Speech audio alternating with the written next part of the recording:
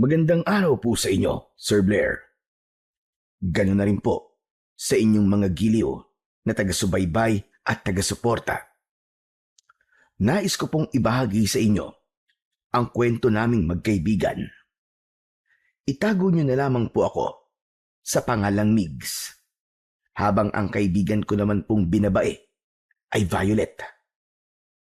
Nangyari po ito nang minsang magbakasyon kami sa isang lugar sa Surigao. Ngunit hindi ko po aakalain na ang magiging pahinga sana naming magkaibigan ay siya pa palang magiging bangungot na kailanman ay hindi namin makakalimutan. At ito po ang aming kwento. Yan, sige. Magkulit ka na naman. Ilabas-labas mo na naman yung wallet mo. Sinasabi ko sa'yo, Violet, mamaya iiyak ka kapag biglang may humablot sa'yo niyan.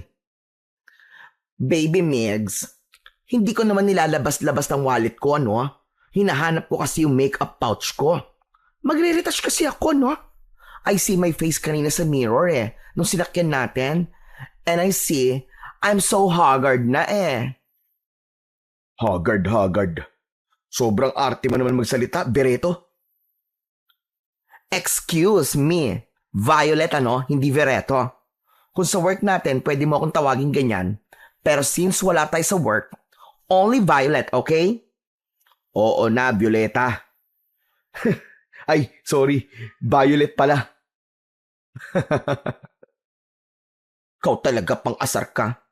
Alam mo kung di lang kita kababata, nako malamang, nagpalit na kayo ng mukha ng sapatos ko, Ay, wag naman. Sayang ang kapugian ko kung ipapalit mo lang sa sapatos. Bahala ka. Mawawalan ka ng poging best friend, ikaw rin. Ewan ko sa'yo. Ay, nako. Tara na nga. Saan ba talaga yung exact address niyang pagbabakasyonan natin, ha? Look, puro water ang nakikita ko. Saan tayo sasakay? Ewan ko sa'yo, Violet. Napaka-arte mo. Sa trabaho, kanya-kanya tayo ng buhat ng mga bakal tapos dito. Water? Ewan ko sa'yo. And so what? Ay, nako. Masisira talaga ang beauty ko kapag ikaw ang kasama ko. Napaka-killjoy mo kasi. Umayos ka na nga lang dyan. Baka itulak pa kita sa tubig Makikilljoy ka talaga. Maghintay na lang tayo ng bangkero. May darating naman panigurado. Okay po, fine. Sumilong na muna kasi yung skin ko nasusunog na sa sun Sa sun, daguan na kaya kita. Sa trabaho walang silong-silong Tapos dito hahanap ka ng masisilungan. Aba, sumubra naman yata yung kaartehan mong baklita ka. FYI syempre work yun, no? Need ko ng money. Kaya tiis ganda talaga ang babae na to, no? Babae Ewan ko sa'yo. Mag-jacket ka na lang. Ay, teka. May jacket pala ako dito. O ito, gamitin mo na muna yan para hindi masira yung skin mo. Aray, makadiin naman to. Halatang napipilitan ka. Pero thank you very, very much, Baby Migs. You're so caring talaga. Huwag mo nang dagdagan ng baby ang pangalan ko. Pumapangit Ewan ko sa'yo. Oh, ayun na pala May bangkero na. O paano? Tara na, Violeta. Ano pa ba? Di Gora na Diez. Hindi ko maintindihan ang pakiramdam ko ng panahong yon. Lalo na ang mga tingin na ibinabato sa amin ng mga tao sa bangka. Ngunit kahit na ganun, ay tumuloy pa rin kami dahil higang-higa na ako at gusto ko na rin magpahinga. Manong, alam niyo po ba yung address na to? Sabi kasi ng mga napagtanungan namin, sa kabila pa raw yun. Baka pwede niyo po kaming ihatid. Oo naman. Sa kabilang isla lang yan. Pero medyo matatagalan tayo kasi medyo malayo yan Ganun po ba? Magkano naman po ang pamasahe papunta doon? At saka mga ilang oras po ang biyahe? Mga 2 oras andun na tayo. Kung tungkol naman sa pamasahe, huwag yun ang isipin yun. Libreng sakay na lang. Wow, bongga! Yun naman pala, Migs Free lang. Makakatipid pa tayo. Ah, Manong, parang grabe naman po yung walang bayad. Magbibigay na lang po kami. Hindi naman po kami abusadong tao eh. Ah, teka Manong. Siya lang po ang magbabayad. Total free naman, di ba? Siya ang may gusto niyan eh. Di siya na lang ang magbayad. Hoy, Violeta, ang kapal naman ng mukha mo. Mas makapal pa sa makeup mo yan ah. Gipit ako no. Siyempre, kapag may free, tatanggapin ko na. Sayang. Hanip, ibang klase ka talaga. Wala akong masabi sa'yo. Huwag na kayo magtalo. Di nyo na talaga kailangan magbayad. Libreng sakay na lang. Sigurado ho ba kayo, Manong? Baka inaakala nyo po na wala po kaming pambayad. Huwag po kayo mag-alala. Meron po kaming pera dito kahit papano. Hindi na. Regalo ko na lang sa inyo. Kaya sige na, sumakay na kayo. Dati ko nang ginagawa tong panglibreng sakay na to. Kaya sige na, tanggapin nyo na lang yung alok ko. Ano ka ba? Sugaban na natin. Walang mababawas sa pagkatao mo kung tatanggap ka ng free. O siya, mauuna na akong sumakay ha.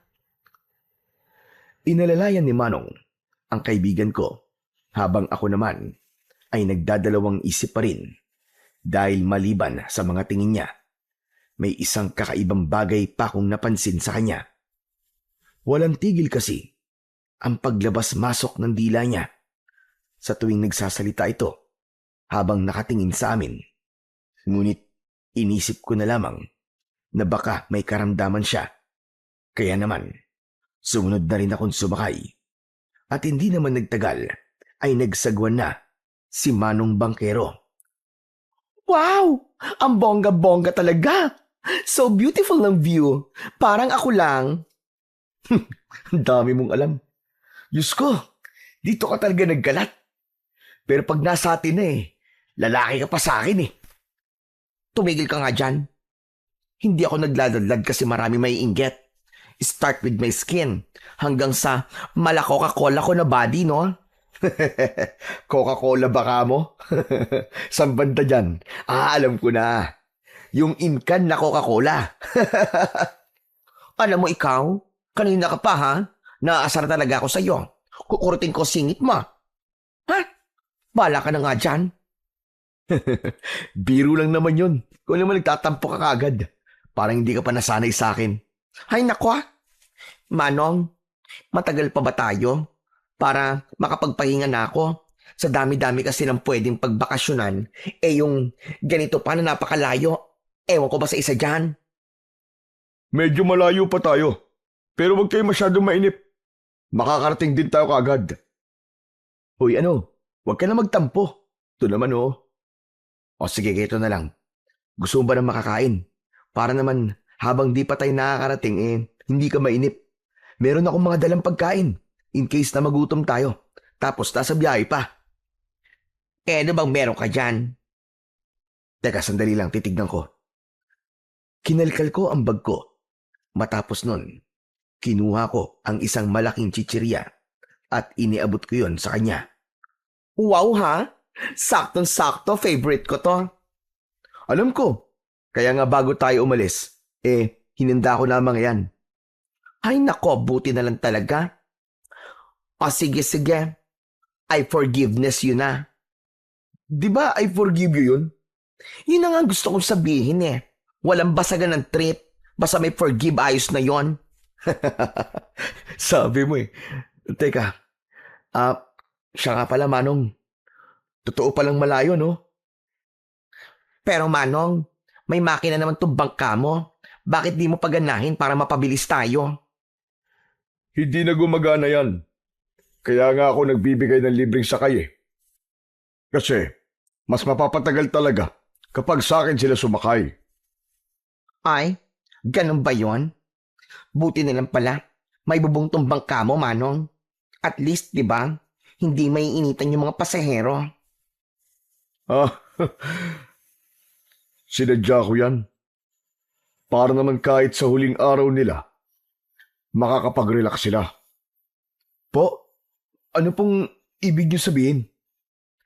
Ang ibig ko sabihin makakapag-relax sila. Kasi minsan lang nila ako masakyan. Kapag kasi pabalik na sila sa kabila, ibang bangkero na masasakyan nyo. Grabe ka, Manong, ha? Pinakaba mo ko doon? Natakot ako bigla doon, na. Akala ko kung anong ibig nyo nang sabing mga huling araw na eh. Nako, ayoko pang mategi bells, no? Gusto ko pang kumain ng maraming kanin. Ikaw lang ba? Kahit nga ako eh. Muntik ko nang sabing, ibalik nyo na lang kami. Grabe ka, Manong, ang seryoso ng mukha nyo ron, ha? Pero, marunong pala kayong magbiro. Nginitian lang kami nung bangkero. Natahimik naman kami nun. At sa haba ng aming binangka, ay sa wakas, ay nakarating na kami. Ngunit napansin ko ang kaibahan ng nasa litrato. Tahimik dun at walang tao. Maya-maya pa, nang sumigaw ang bangkero, ay nagsilabasan ang mga tao. Ngumiti ang mga ito sa amin. Ngunit ang mga mata nila ay di nagtutugma sa kanilang mga ngiti. Maligayang pagdating sa aming isla. Sundan niyo ako at ituturo ko sa inyo ang magiging pahingahan niyo. Sandali lang po. Tama po ba tong isla na napuntahan namin? Parang ibang-iba po dito sa litrato eh. Yun ba? Matagal na kasi ang litrato na yan. Dahil naging madalang ang turista, hindi na namin napaayos. Ganun ho ba? O siya, sige po.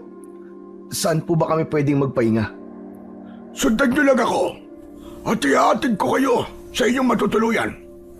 Ano ba ang gusto niyo? Iisang kwarto pero dalawang kama? O tig-isa kayo ng kwarto? Hindi po ba? Tumawag po ako sa cellphone nyo. Nagpa-reserve po ako ng iisang room para po sa aming dalawa. Ganun ba?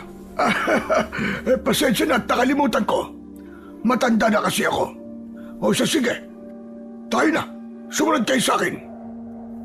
Pagtapos sabihin yon ng matanda, ay naglakad na siya. Sumunod naman kami sa kanya. Nagtataka naman ako sa bawat tingin ng mga tao sa amin na para bang takam na hindi mo maipaliwanag. Grabe naman ang mga tao dito, ha? Hindi ko bet ang presence nila, ha? Ang bigat. Hindi ko carry yung ganitong paligid, Migs. Ayos lang yan, ano ka ba? Siguro ganyan lang talaga sila. Bago tayo sa paningin nila eh. Mga dayo tayo eh. Ay nako, ewan ko ha. Ngayon lang talaga ako nakakita ng ganito. Kapag namamasyal naman kami, friendly lahat ng mga tao. Kasi dito, nako, napakakaiba. Para silang nanlalamon sa tingin. Huwag ka na lang mag-inarte. Okay na to. At least, makakapagpahinga naman tayo ng 2 linggo nang walang gugulo sa katahimikan natin. Walang hihingi ng pera at wala tayong iisipin bayarin. Magre-relax lang tayo dito. Okay, sige na nga. Sabi mo eh. Huwag mo na lang kasi silang tignan at pansinin. Kahit naman ayoko silang pansinin eh. Grabe ang mga tingin nila. Heto na ang magiging pahingahan ninyo. Sana ay maging komportable kayo. Ipapatid ko na lang dito ang mga makakain nyo. O ano? May gusto ba kayong ipaluto? Lolo, since nakakasawa po yung puro karne ng baboy, gusto ko muna ng seafood. Available po ba? Aba, oo naman. Ikaw, iyo. Seafoods na lang din po. Tapos kanin. O siya, sige. Hintayin nyo na lang dito. Ipapatid ko na lang. Thank you po. Ano po pala ang pwede naming itawag sa inyo? Kabantog na lang ang itawag nyo sa akin. Oo nga pala. Mauna na ako. At baka magutom pa kayo sa kakahintay. Sige po. Salamat po, Kabantog. Nang umalis siya, ay nag-ikot-ikot ako sa tutuluyan namin ng 2 linggo. Luma na yon, pero maganda pa rin naman. Ngunit hindi pa rin naaalis sa pakiramdam ko ang sobrang bigat na presensya. Hoy, Be, Migs, ano ba nangyayari sa'yo? Kanina ako yung balisa. Kasi surrounded tayo ng mga kakaibang tao. Pero ngayon ikaw naman. Pero ang kakaiba nga lang, tulala ka. Hindi ko din alam eh. Sabi ko sa'yo kanina, huwag nang pansinin. Pero ako naman itong hindi mapalagay. Grabe naman kasi itong nararamdaman ko. Sobrang bigat. Pareho lang tayo, no? Wala akong oras magpa-stress, ha? Ang tanging want ko lang is mag-relax. Kasi pag uwi natin dun sa atin, nako, umpisa na naman ang pagbubuhat ng mabibigat. Nagmumukha tuloy akong baklang kalabaw. Ang laki-laki ng katawan ko tapos ang lambot kumilos. Ayos lang yan. Sexy ka pa rin naman sa mata ko eh. Ay, sus! Gusto mo lang makabawi sa ginawa mo kanina eh. Akala ko ba, inkan na Coca-Cola ako? Ito naman, di pa rin makamove on. Biro nga lang yun, di ba? Alam mo namang pinaka-best friend kita sa lahat eh. Siyempre, kahit di ka perfect, para sa akin, nasa iyo na ang lahat. O siya, sige na. Masaya na ako. Tama na yung pambobola mo, ha? Ay nako, lumalaki ang ulo ko. Baka sumabog to, sige ka. O sige, wag muna tayo magbiruan ngayon. Teka, may tatanong pala ako sa'yo. Anong naramdaman mo dun sa bangkero? At saka, ano napansin mo sa kanya? Ewan? Alam mo yung pakiramdam na hindi ko ma-explain? Feeling ko kanina. Alam mo yon, yung para bang type niya ako? Habang kasi tumitingin siya sa akin, labas ng labas ang dila niya. Sira ulo. Hindi ka type nun. Parang may sakit siya na hindi mo maintindihan eh. Ay nako, ano ba yan? Akala ko pa naman type niya ako. Sayang. Matanda na siya kung titignan pero gwapo pa rin siya, B. Feeling ko nga, mas gusto ko na ngayon ng mga mature looking mans eh. Grabe ka talaga. Nung nakaraan yung gusto mo, medyo mas bata sa'yo. Tapos ngayon gusto mo naman mature na. Wow naman, ang bilis ng magbago ng isip mo, Teng. Ganun talaga kapag pretty-licious. Grabe, sumobra naman yata ang harot mo ngayon. Ngayon ka lang nagaganyan. Baka sa 2 weeks na magkasama tayo dito eh. Maawa na ako sa pamamaraan ng pagsasalita mo eh. Aba? Oo nga, no? Parang ang sagwa sigurong pakinggan kapag dilagyan mo ng tono ng pambakles yung pananalita mo. Kahit ako yan nga din iniisip ko eh. Ang sagwa ko nga sigurong pakinggan nun. Pero wait, Migs. Huwag ka magpakabakla ah. Kasi okay na yan. At least, I have a man friend. Kapag nasa kapahamakan ako ililigtas at ipagtatanggol mo ko. Mala ano ba? Yung parang Juliet and Romeo. Pwede yun. Ikaw si Juliet Escobeta. Tapos, ako naman si Romeo. Natatawanan ka kapag nahihirapan ka. Hay nako. Alam mo? Eto ang 5. Tapos labas ka doon, bili ka ng kausap. Yung kaya dalhin yung mga biro mo. Ewan ko sa'yo. Eto naman. Kesa naman puro negative na naiisip natin, no? Ang bigat na nga ng paligid tapos nakasimangot pa tayo. Baka magmukha tayong aswang yan. Nako ha, kung aswang tayo, ako ang magandang aswang. Kapag may nakakita sa akin, baka hindi sila tatakbo. Baka lumapit pa sila at tuluyang magpalapa. Ano magpapalapa? Baka lalapit sila sa'yo, tapos sasapakin ka nila. Ay naku, ito talaga. Ayaw na nga kitang kausap. You're so nakakainis na talaga. Grabe talaga to. Joke lang, to naman di nang sanay. Alam mo, Migs, siguro gutom ka na. At ako, ang nakikita mong libangan. Hindi ka rin ganyan kapag nasa trabaho tayo eh. Siyempre, ganyan talaga. Kapag nakakalabas ka, dapat inilalabas din yung mga second side. Alangan namang ikaw lang, di ba? Ang unfair naman yata nun. Ano yung ikaw lang masaya? Pero grabe yung mga jokes mo ha. Nakakapanakit ng heart and bones. Diyos ko, ewan ko sa'yo. Ginawa mo namang kutsilyo yung mga sinasabi ko. Pambihira ka. Bago pa man siya makapagsalita uli, ay dumating na ang mga tagahatid ng pagkain. Isa sa kanila ay batang patpatin. Hindi tulad sa iba. Ibang presensya ang meron sa bata. Ngunit hindi man lang niya ako tinignan sa mga mata. Paglapag nila ng pagkain sa lamesa, ay payuko silang lumabas. Grabe naman dito. Pati bata pinagtatrabaho. Grabe na talagang panahon ngayon, no? Pabata na ng pabata yung mga naghahanap buhay para sa pamilya. Yes, ganyan talaga. At wala na tayong magagawa dyan. Yes, I know na nakakaawa sila. But, hindi naman natin sila mapipigilan eh. Kasi, baka malaki lang talaga ang pangangailangan nila.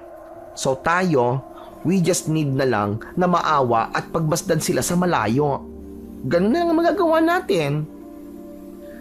Eh yung bata nagtatrabaho. Eh yung mga magulang anong ginagawa? Sa bagay, hindi na rin iba sa akin yan.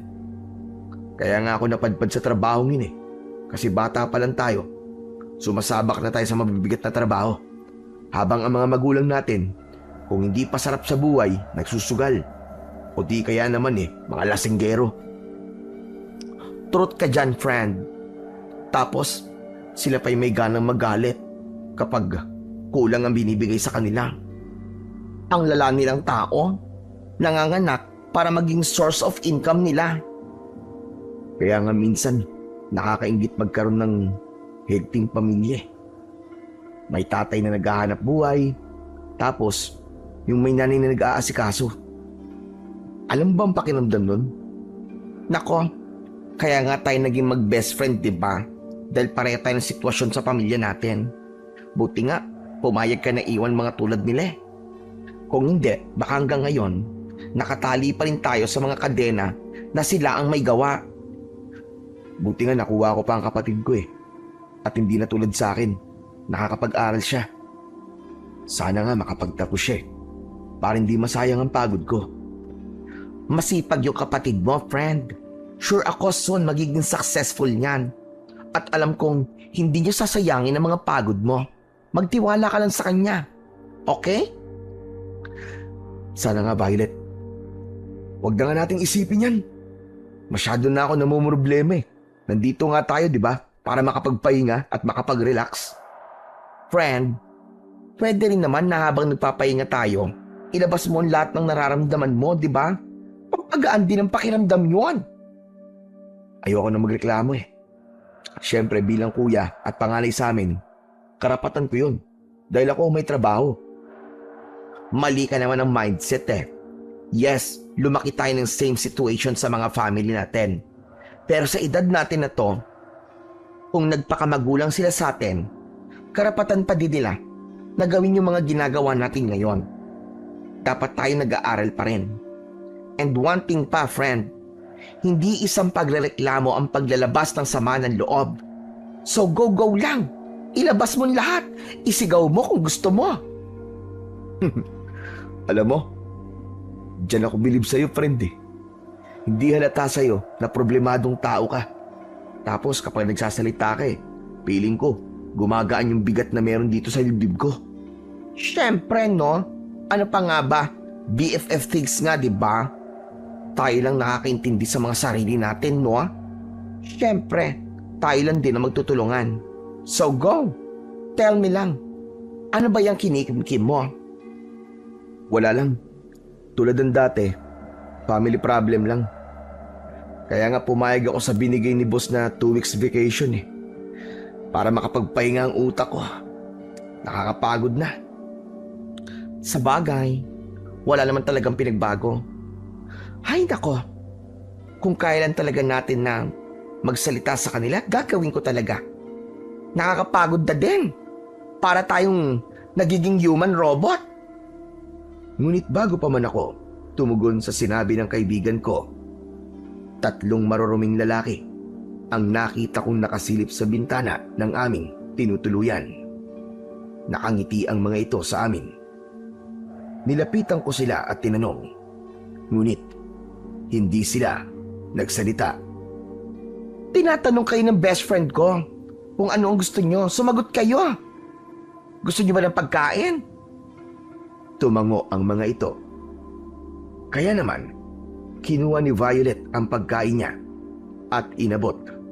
Ngunit ang nakapagtataka ay hindi nila ito kinukuha. Ayan ang pagkain oh. Pambihira, namimili pa kayo? Ano bang gusto nyo? Hay nako friend, hayaan mo na lang sila. Baka hindi nila type yung pagkain natin. Diyos ko, mapipili pala ang mga yan. Ano ba ang gusto nyo? O sige, sagot ko na. Sabihin nyo lang sa akin. Tapos sasabihin ko doon sa harap para maihanda para sa inyo. Tinignan kaming dalawa ni Violet at ninungusuan kami. Bigla kong kinabahan sa kinilos nilang yon. Hindi ko alam, pero talagang nangilabot ako sa mga ginawa nilang yon. Hoy! Magselis nga kayo dyan! At ginugulo niyo ang mga bisita! Sige, alis! Kabantog kayo po pala. Ayos lang naman po. Inalok po namin sila ng pagkain. Baka kasi nagugutom na sila eh. Nako, guguluhin lang kayo ng mga yan. Hindi marunong magsalita. Sadyang nangiistorbo lang sila sa tuwing may turista dito. Nako, kabantog. Wala naman po sa amin yon. Mukha kasing gutom sila. Lalo na po, nung makita ko yung katawan nila. Nako, napakapayat. Yun ba? Ganun talaga. Madalang na lang kasi ngayon na nagkakaroon ng mga tao dito sa isla. Ano po? Ang ibig ko sabihin madalang na lang ngayon ang turista dito. Hindi kasi sila kumakain ng mga binibigay namin. At talaga naman na napakapihikan nila sa pagkain. Wow ha? Daig pa tayo, Migs. Kami nga kapag nasa trabaho, kahit tubig at asin lang, ayos na eh. Para pala silang mga rich ha? Akala siguro nila, ganun lang kadali ang buhay. Dito sa amin, pag may mga taon dumarating, ay nagiging parte ng aming isla at kasiyahan. At napapadali ang mga buhay nila. O siya, aalis na ako. Nakita ko lang talaga yung mga yon at sinaway ko lang. Hindi ko alam, Sir Blair. Pero nung mga panahong yon, alam ko nang may kakaiba sa mga sinasabi ng matanda at sa mga tao doon. Pero pinili ko pa rin hindi pansinin yon. Tara na friend, kumain na tayo. Isara mo na lang yung bintana. Ang weird ng mga tao dito, no? Tsaka yung last na sinabi ng matanda, narinig mo ba yon? Ewan ko, bigla na lang tumindig yung mga balahibo ko. Oo nga eh. May kakaiba talaga. Kahit yung pamamaraan niya ng pagsasalita. Parang pakiramdam ko eh. Lahat may ibig sabihin. Tumpak ka dyan, Bes. Hay nako, imbis yata na makapag-relax tayo sa lugar na to, mas lalo pa tayo mai-stress. Kumain na lang tayo. Hayaan mo na lang muna yun.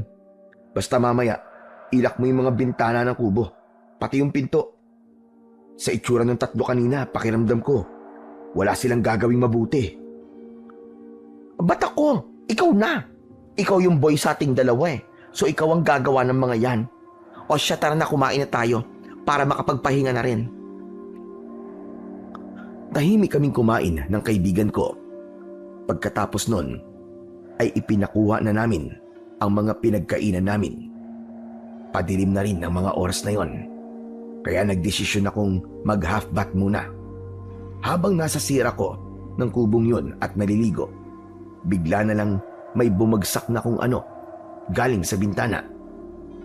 Kaya agad akong nagbanlaw para maalis ang sabon sa aking mata. Nakakakaba mga nangyayari dito.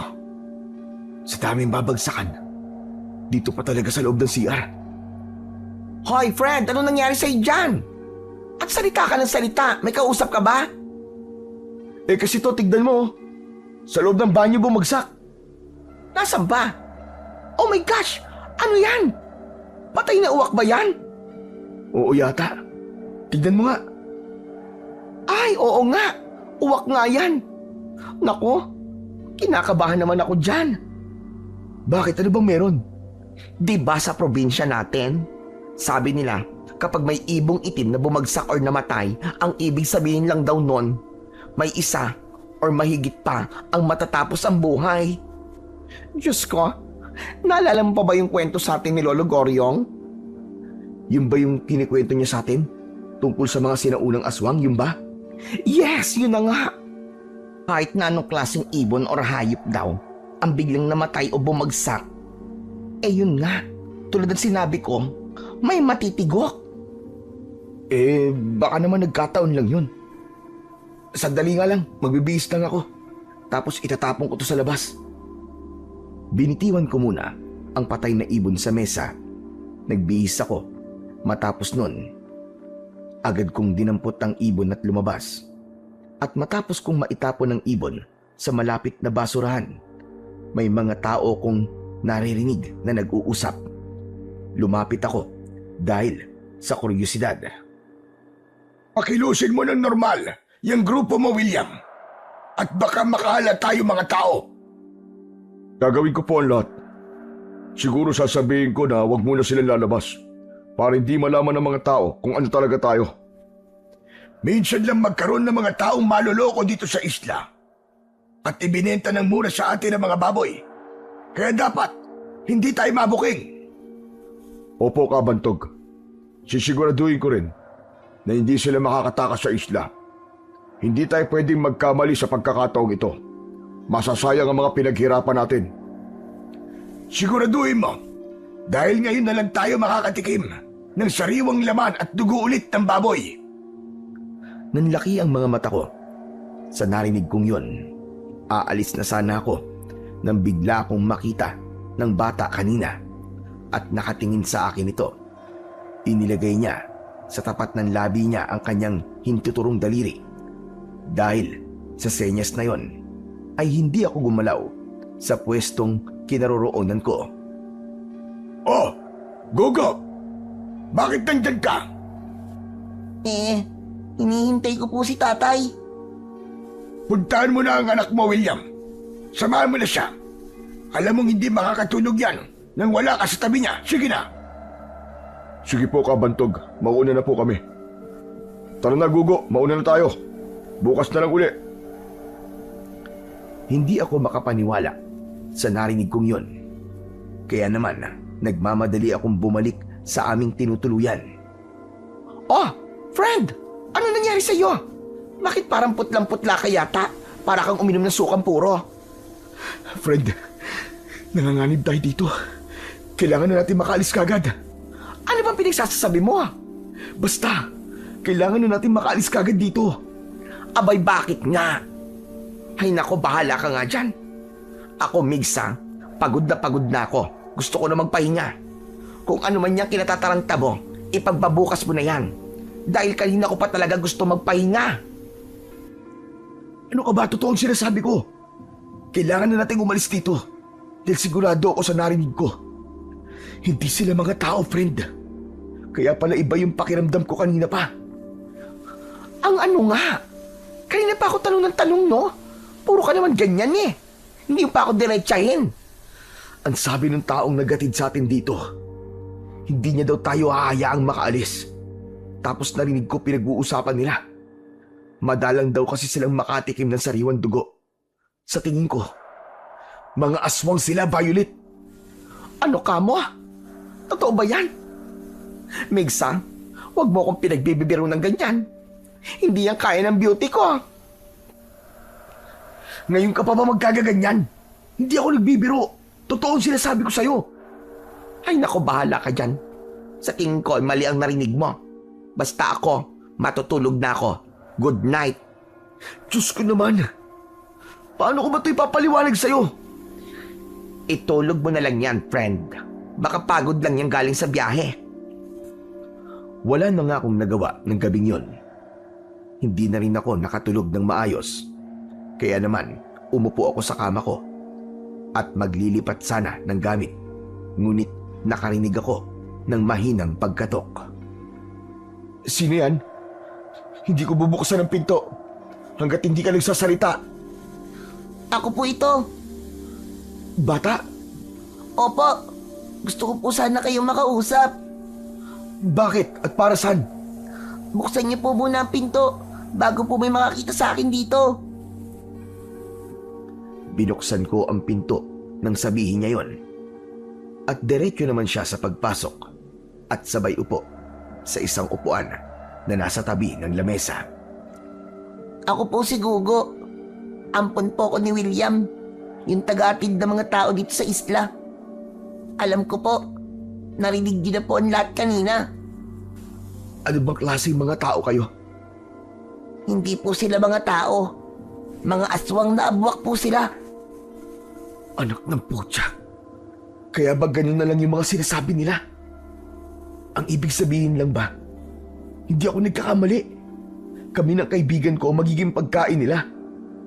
Hindi ko kasi ganun narinig eh. Opo, iaalay po nila kayo sa demonyo para buhayin po ang asawa ni Lolo Bantugan. Bakit sinasabi mo to sa akin? Dahil ayoko pong makompleto po ang ritual. Dahil kapag natapos po ang ritual at nakainan nila kayo, isusunod po nila ako. Ha? Bakit? Paano ikaw yung isusunod nila? Nasabi ko na po sa inyo kanina, ampon lang po ako ni William.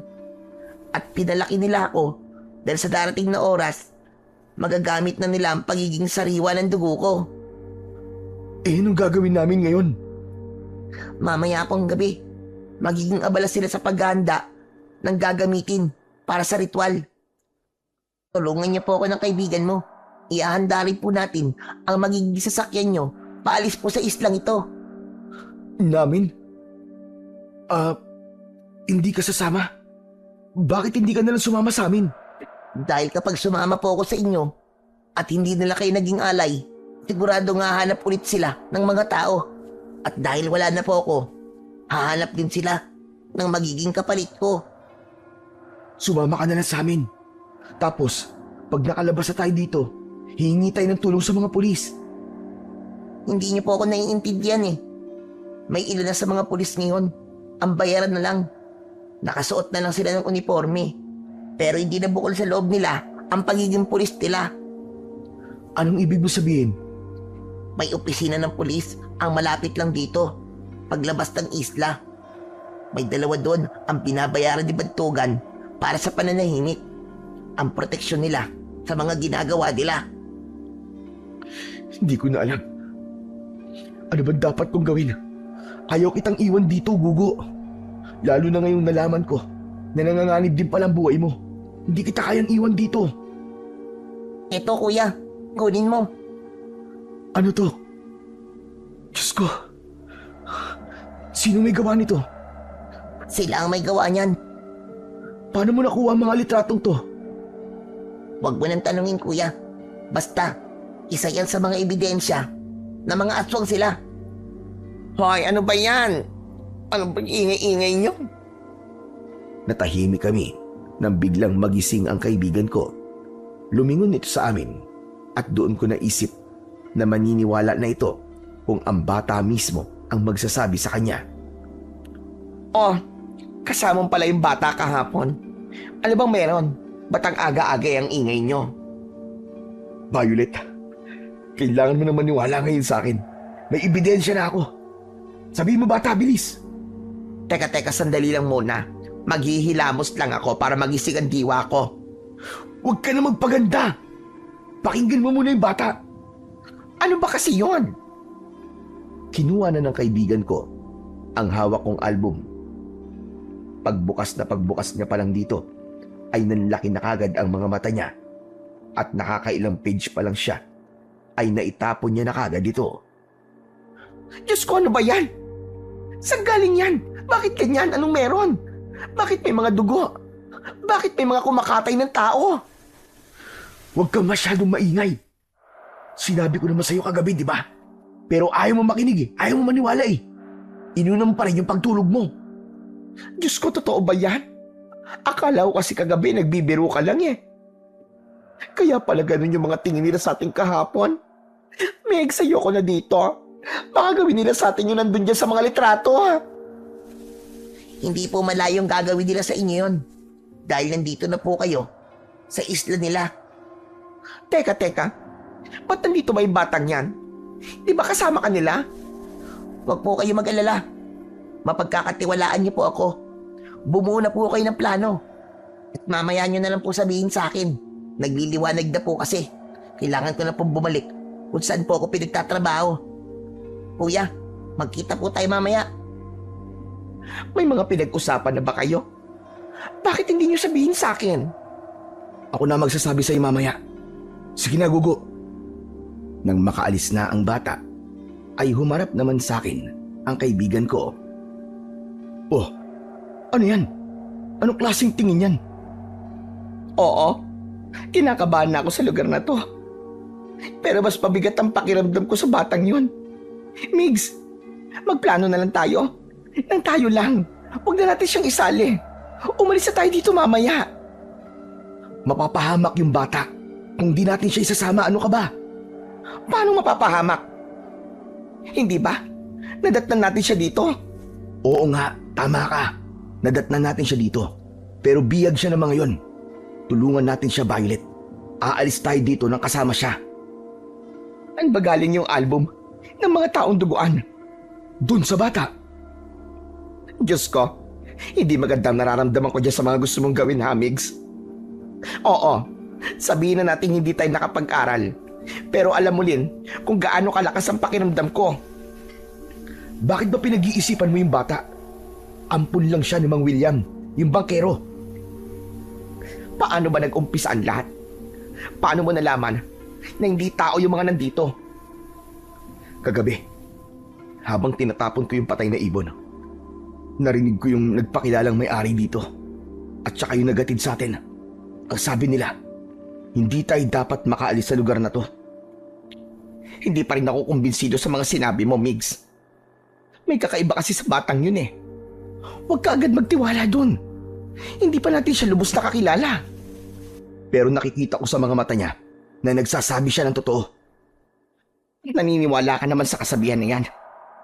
Okay, sige, mag-deal tayo.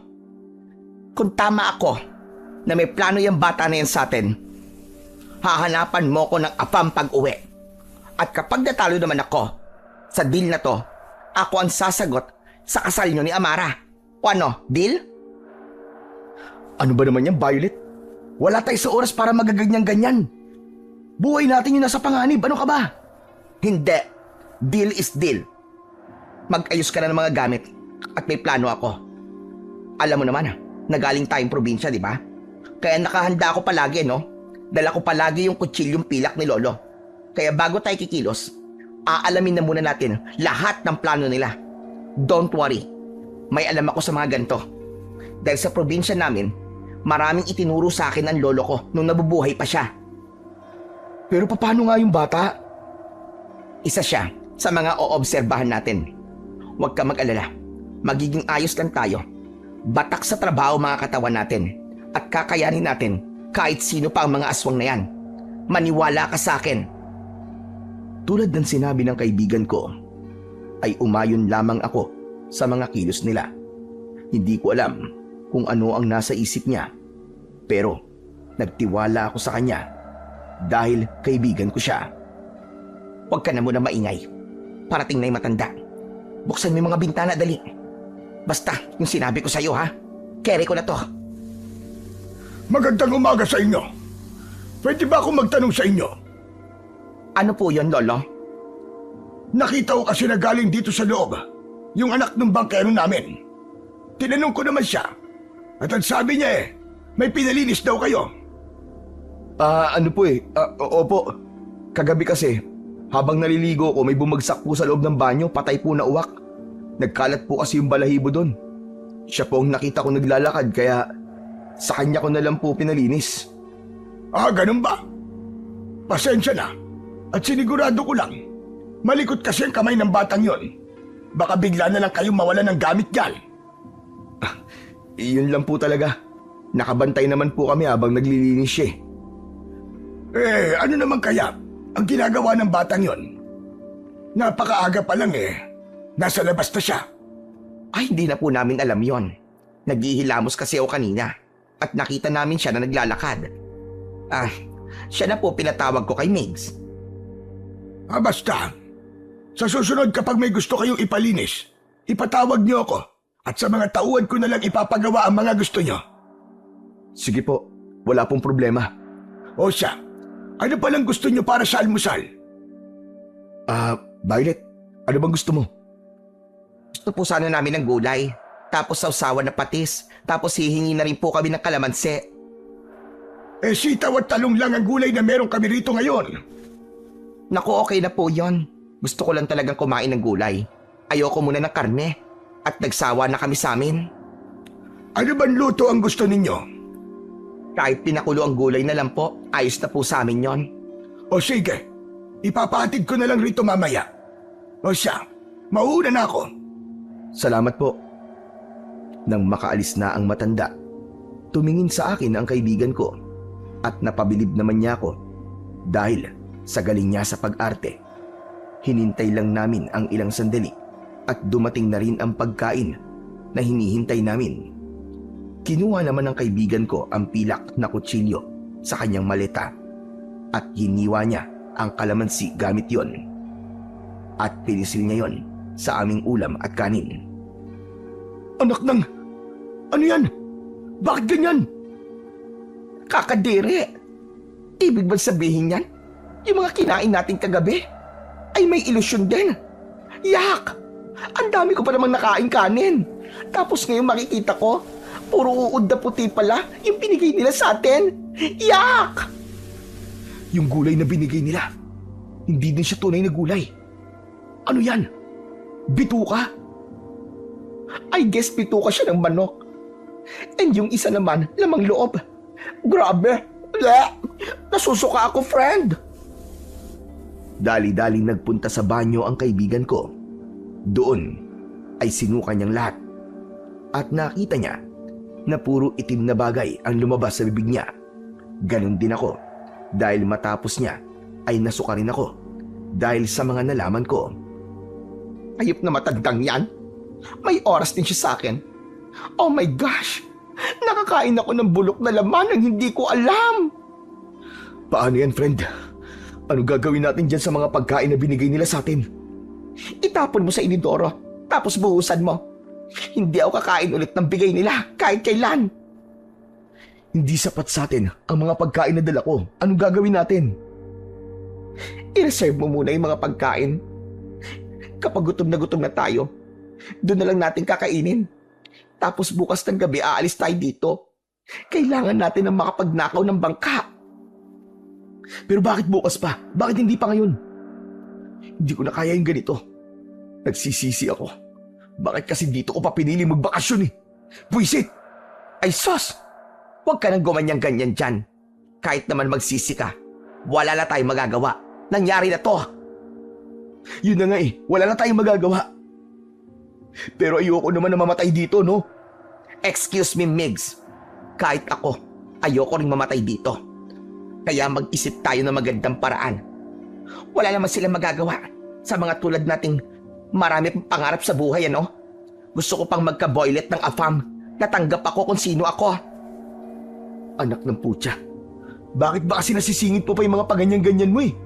Hindi naman makakatulong yan sa pag-iisip eh. Para ka nanluloko na eh. Palibasa may girlfriend ka, kaya di mo alam ang pakiramdam ng nangangarap. Kung sa'yo, hindi nakakatulong yung ganito, pues sa akin, nakakatulong ng bonggang-bongga.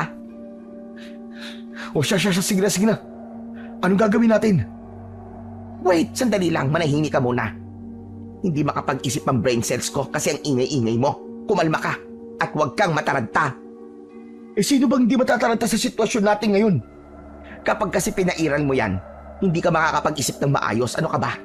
Kalalaki mong tao eh. Napakamatatakutin mo. Ewan ko sa'yo. Sino bang di matataranta sa ganyan? Wala pa tayong 2 araw dito. Ganyan na kagad yun ang nangyayari. Aba, huwag kang gaganyan-ganyan sa akin. Dahil hindi naman akong pumili ng lugar na to. Eh hindi ko naman alam eh. Na ganito pala sa lugar na to eh. Tama na.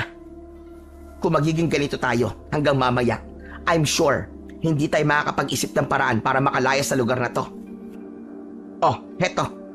Ikaw ang humawak nito. Lalaking-lalaki ka and I know na mas malakas ka sa akin. Magiging backup mo lang ako kung sakaling magkaroon ng problema. Hindi, Violet. Dapat ikaw ang humawak nito. Dahil ikaw ang may alam nito at hindi ako. Okay, sige. Basta walang sisihan ha kapag napahamak tayo. Dahil hindi mo tinanggap to. Okay, iba na ang plano. Mamayang gabi natin susubukan tumakas. Eh, ano bang plano mo? Basta, Huwag mo nang dalhin yung mga mabibigat mong gamit. Tanggalin mo yung ibang laman nun. Tapos, magdala ka lang ng iilang damit. And of course, diyan mo na lang din ilalagay yung damit ko. At huwag mong kakalimutan ang pink bikini ko doon. Anak ng putya naman talaga, oo. Akala ko ba, yung mga kailangan lang. Aba, kailangan ko yun, no? Paano yung mga pagkain? Ako na ang bahalang magdala ng mga yan.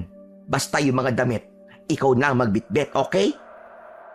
Habang naghahanda kami sa pag-alis namin sa lugar na yon, may kumatok muli sa pintuan. Nang mga oras na yon, dahil sa mga nakita ko, ay nagdadalawang isip na ako na buksan ang pintuan. Ngunit, nanguna ang kaibigan ko at siya na ang gumawa. Ay, hello! Bakit ka nandito? Gusto ko sana kayong imbitahan mamayang gabi. Maghahanda kasi si Kabandog. Maraming pagkain. Yeah, sure. Pupunta kami ni Migs. Di ba, Migs? Oo. Pupunta kami. Salamat sa pag-imbita. Ba't parang ang kalat yata? Ano nangyari? Paano? May hinahanap kasi kami ng mga gamit namin. Nawawala kasi yung favorite kong panty. Ang iniisip ko, baka hindi ko nadala. Bala ko kasi magtampisaw Super init kasi ng panahon. Ayan tuloy, ang hot ko na. Ganun ba? O siya, asahan namin yung pagdating nyo dun ha. Yeah, sure. Thanks. O siya, aalis na ako.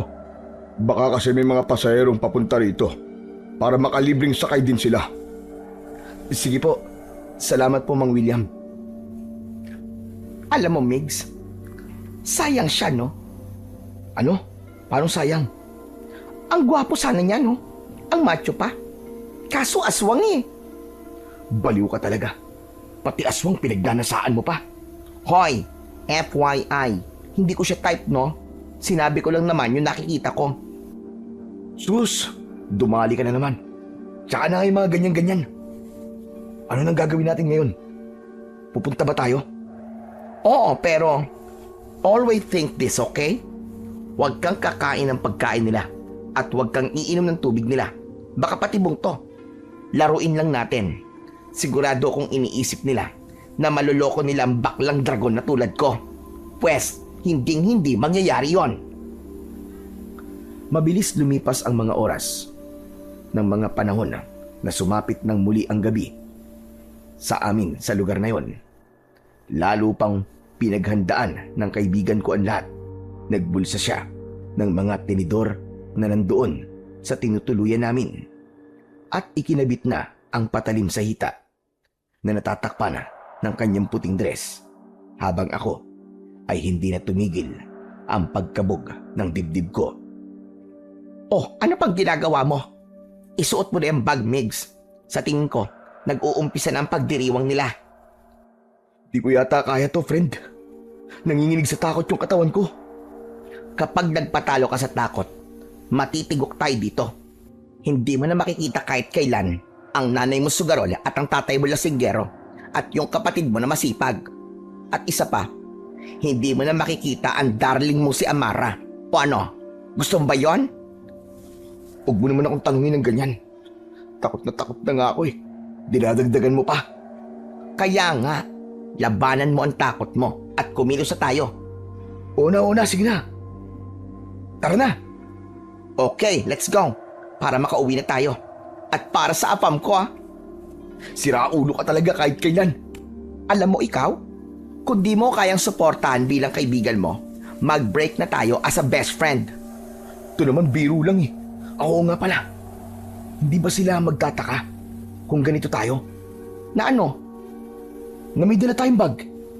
Migs, it's so simple. Ganito lang ang gagawin mo. Kung tatanungin ka nila na bakit dala mo ang bag mo, gumamit ka ng utak. Di sabihin mo, baka mamaya may matirang handa. Di isusupot mo at ilalagay dyan. Mindset ba? Mindset! Kaloka ka. Ang init naman kagad ng ulo nito. Sorry naman. Hindi lang talaga ako makapag-isip ng maayos dahil dito sa kalagayan natin Kasalanan ko kasi ito Hindi kita sinisisi, okay? Kaya wag mong sisihin ang sarili mo dahil nandito. Salamat, Violet na kahit inaasar kita palagi Hindi mo ako magawang sisihin. Kahit naman ako talaga ang may kasalanan. Dahil ako ang pumili sa lugar na to. Ano ba? Siyempre mag-best friend tayo, di ba? Hindi tayo masisira ng dahilan dito.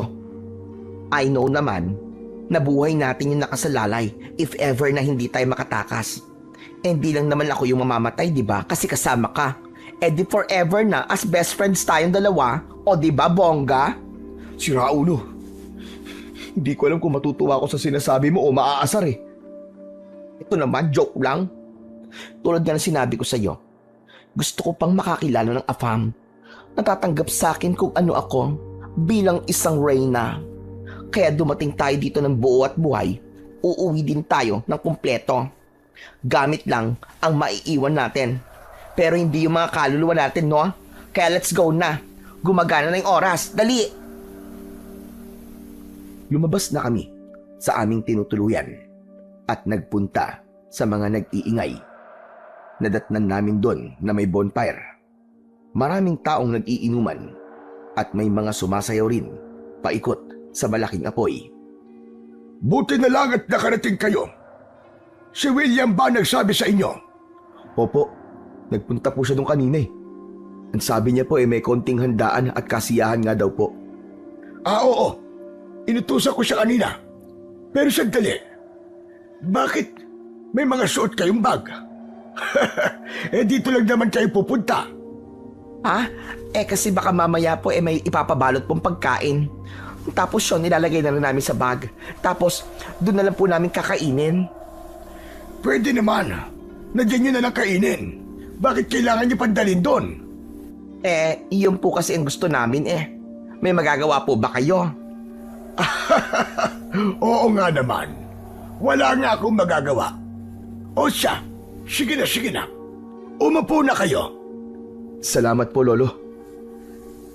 Kung hindi nyo mamasamain, pwede ba akong makipagkwentuhan sa inyo? Nakikipagkwentuhan na po kayo sa amin, Lolo. Tama nga naman. Kitang-kita ko sa mukha ng matandang kaharap namin noon ang pagkairita sa ginagawang pambabara ni Violet. Mga binata pa ba kayo?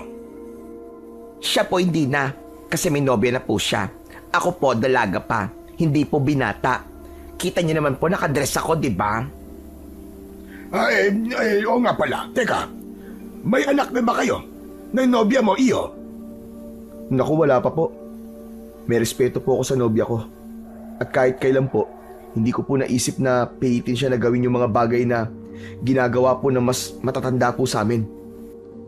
At ako naman, Granny, wala pa po akong boyfriend kasi mapili ako. Gusto ko yung bigating AFAM. Nakakatuwa naman. At pareho pa pala kayong birhen. Ano naman po, ang nakakatuwa ron kung birhen kami.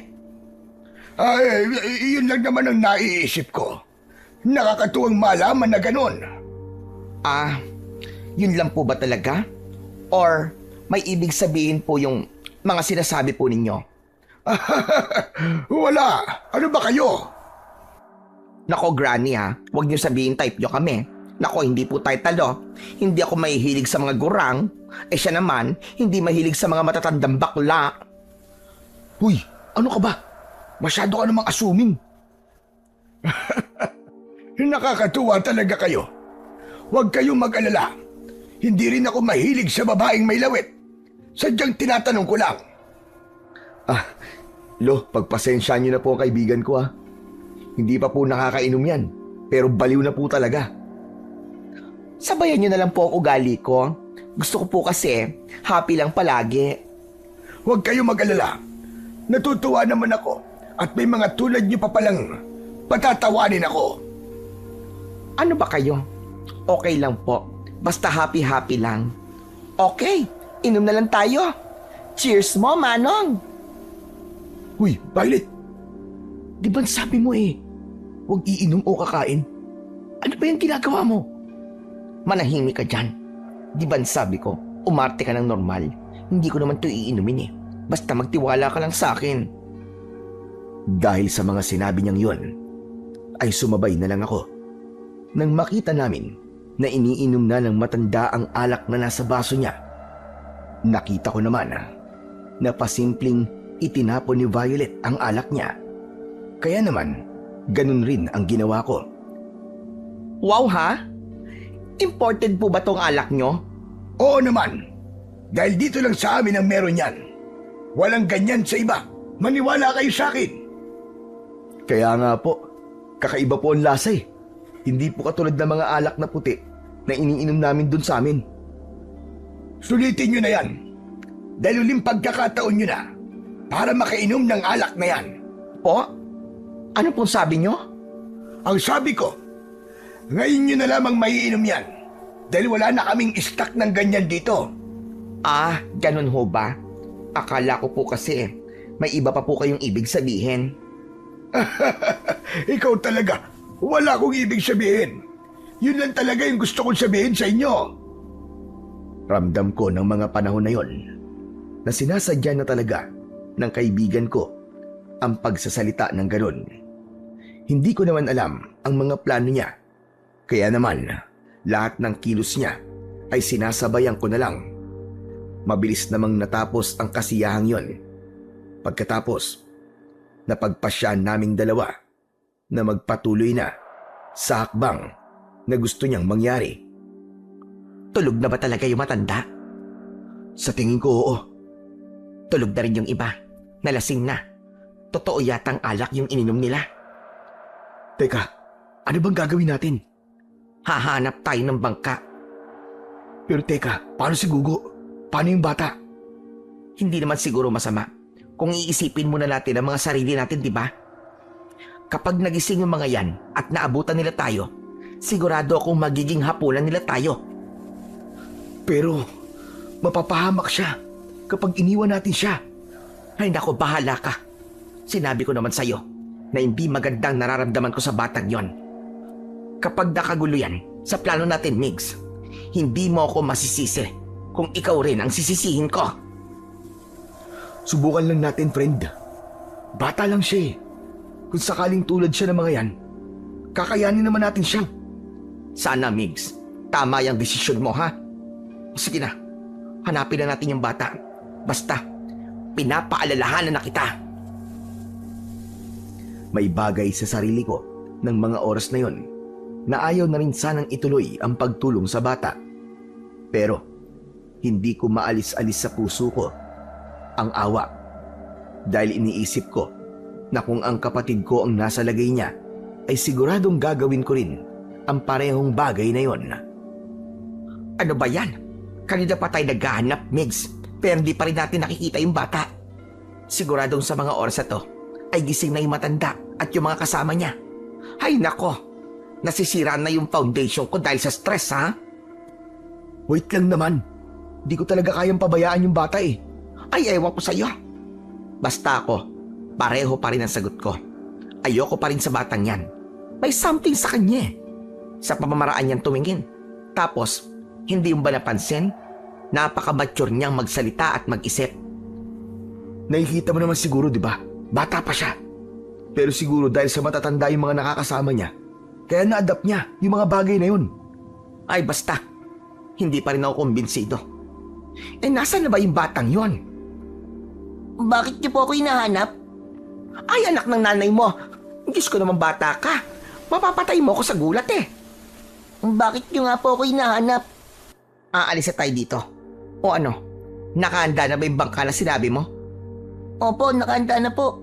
Pero, hindi pa rin tayo makakaalis dito. Dahil gising na lahat ng mga aswang na abuak. Yan na nga ba sinasabi ko, Migs eh. May pagkakataon na nga tayo kanina. Hindi yung pasinunggaban. Ay nako. Nag-usap na kami ng bata. Ayoko naman na habang tayo ligtas na nakaalis, tapos siya may iwan dito. Hindi kaya ng konsensya ko yun. Tama ang kaibigan mo. Dapat tumalis na lang kayo at hinayaan niyo na ako. Kaya ko naman ang sarili ko eh. Hindi, Gugo. Sasama ka sa amin. Naiintindihan mo ba? Aalis tayong tatlo dito. Hinawakan ko ang kamay ng batang si Gugo at akma na sanang maglalakad. Ngunit nasa harapan na pala namin ang matanda at si William at naroon din ang mga kasama niya. Ano ba ginagawa mo, Gugo? Itigil mo na ito. Kayo ang tumigil. Hayaan niyo na ako. At hayaan sa mga gusto kong mangyari. Wala na sila, Gugo. Tumigil ka na. Hindi mo na siya maibabalik. Pakiusap. Huwag mo nang dagdagan pa ang mga kahayupang ginawa mo noon. Teka, anong ibig nila sabihin? Huwag kang makinig sa kanila. Nililin lang ka lamang nila. Hayaan niyo na kami makalis. Pakiusap. Mali ang ginagawa niyo, binata. Isang malaking pagkakamali. Ano ba, Granny? Alam na namin ang tungkol sa inyo. Huwag na kayong umarting parang totoo kayong concerned sa amin. Hindi niyo naiintindihan. Mali ang pinipili ninyong kampiyan. Hindi niyo kami manloloko. Ikaw, Mang William. Hindi ba? Kaya libre niyo na kaming pinasakay dahil balak niyo kaming katayan. Nagkakamali ka. Wala kaming balak na ganun. Ano wala? Rinig na rinig ko nung mag-usap kayo dalawa na gusto niyo kaming kainin dahil sariwa pa ang dugong taglay namin. Mali ka ng pagkakaintindi. Hindi kayo ang tinutukoy namin. Huwag niyo na kami lokohin. Hindi ako bingi. At kahit hindi ako nakapag-aral, ay hindi ako tanga para maniwala sa mga sinasabi niyo. Nakikiusap ako. Maniwala kayo sa amin. Kung ganon, paano nyo mapapaliwanag yung mga litrato ng mga naunang tao dito na walang habas ng pinagpapapatay? Hindi kami may gawa nun. Oo, mga aswang kami. Pero hindi kami pumapatay ng tao.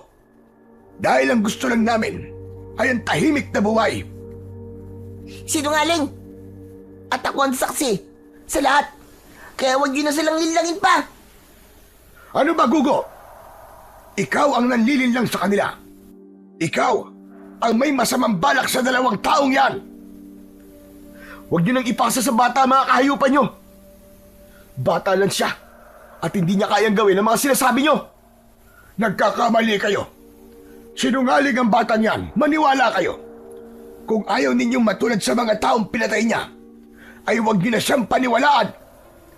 Migs, hindi na maganda ang pakiramdam ko rito. Sa palagay ko, kailangan na natin tumakbo. Gugo, halika na, tumakbo na tayo. Huwag na tayong mag-aksaya ng oras. Hinawakan lang ng bata ang kamay ko. Naramdaman ko ang malalamig niyang palad at walang pag-aalinlangan akong sumigaw para iparinig sa kaibigan ko. Natatakbo na kami. Habang tumatakbo, nasulyapan ko pa ang itsura ng bata at nakita kong nakangisi ito. May pumasok sa utak ko na parang hindi tama sa mga nangyayari. Habang ang matanda naman at ang mga kasama niya ay napansin kong nagbagong anyo bilang uwak at taong bayawak. Bilisan niyo tumakbo! Humahabol sila! Fred, yung patalim mo, ilabas mo! Inilabas ng kaibigan ko ang patalim at hinawakan ko yun na mahigpit habang ramdam ko naman sa lupa ang papalapit na mga aswang hanggang sa mabilis kaming naharangan ng mga abwak. Aatras sana kami pabalik, ngunit may nakaharang na pala sa likuran namin. Mali ang ginagawa niyong ito. Kapag naniwala kayo sa batang yan, siguradong mamamatay din kayo, katulad ng mga nauna. Hindi kami mga tunay na masasama. Dahil ang totoong demonyo ay ang batang yan. Maniwala kayo sa amin. Ayaw namin kayo saktan. Kaya sana ay pakinggan nyo kami. Ayaw niyo pala kami saktan, pero bakit ganun? Libreng sakay, papunta sa isla ng mga aswang. Mula palang umpisa, ay niloloko niyo na kami. Paraanin niyo kami. At hayaan na lang. Itigil mo na to, Gugo. Hayaan mo na ang mga taong yan. Huwag mo nang dagdagan ang mga kasalanan mo. Ano ba pinagsasasabi nyo? Hindi ba't ampun mo lang naman ang batang ito? Huwag kayong maniwala dyan. Dahil sinungaling nga yan. Hindi. Mas lalong ayaw namin maniwala sa inyo. Dahil mga aswang kayo. Kung aswang kami, anak ng diablo ang batang yan. Pakinggan niyo ako. Dahil mas malakas pa ang batang yan sa mga tulad naming abwak. Bago pa man ako makasagot, Narinig ko na sumigaw ang bata at nalaman ko na hawak na pala siya ng matanda. Pumasok sila sa butas na sila din ang may gawa. Mga hayop kayo! Pakawalan niyo ang bata! Kayo na lang ang umalis. Kung ayaw maniwala sa amin, ay walang problema doon. Basta hindi nyo isasama si Gugo. Dahil sa oras na makalabas siya ng islang ito, mas marami ang mapapahamak. Mabilis na pumasok ang aswang pabalik sa butas at ganun din ang iba. Iniwan nila kami ng kaibigan ko habang ako ay pinoproseso sa utak ko ang mga huling sinabi ni Mang William. Migs, ano ba? Kumilos na tayo. Hayaan na natin yung bata. Migs! Ano ba? Ano ba nangyayari sa'yo? Hindi ko kayang iwan yung bata, Violet. Hindi mo ba narinig yung sinabi ng matanda at ni William? Sa tingin ko may hindi talaga tama sa nangyayari dito.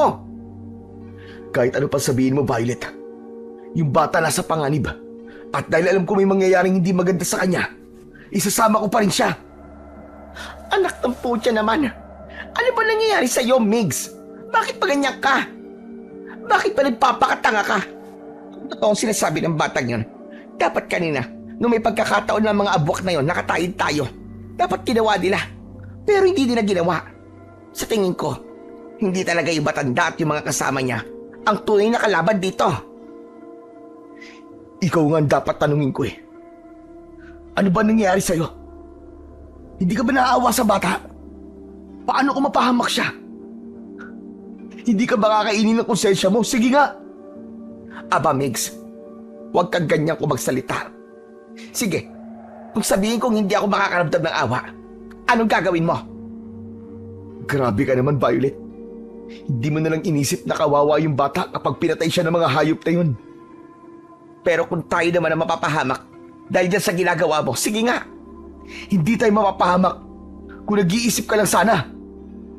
Teka nga, Migs, ba't parang pinapalabas mo yata na mali ang mga sinasabi ko? Kasi mali naman talaga eh. Pinag-iisipan mo yung bata ng kung ano-ano. Tama ba yun? Ang tanga mo pala eh. Isipin mo ang sinabi ng mga yon. Di ba? Parang may mali. Tapos sasabi mo mali ako. Alam mo, Migs, kung hindi ka kasi nag-iisip ng ganyan, at hindi ito yung pinili mong lugar para pagbakasyonan, eh di sana, nagpapahinga tayo ngayon. Eh di lumabas din yung totoo. Sinasabi mo pa na hindi mo ako sinisisi, pero ayan, sa bunganga mo na mismo nang galing. Tama nga ako. Kahit sinasabi mong hindi, bibig mo na mismo nagbulgar sa'yo. Peking kaibigan. Ang galing mo naman pala eh, no? Sige, kung ganun ang pagkakaintindi mo, okay, fine, sinisisi nga kita.